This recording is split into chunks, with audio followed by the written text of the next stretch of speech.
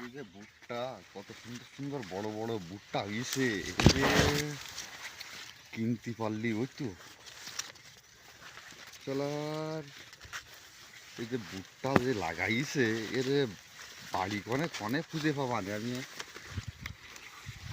ভাই ভাই ভুট্টা বাগানে কি ভাই? ভাই ও ভুট্টা কিনবো তাই আইলাম। আমি তো ভুট্টার ব্যবসা করি ভাই। ভুট্টা ব্যবসা করে তো ভুট্টা তো এনে হয়নি।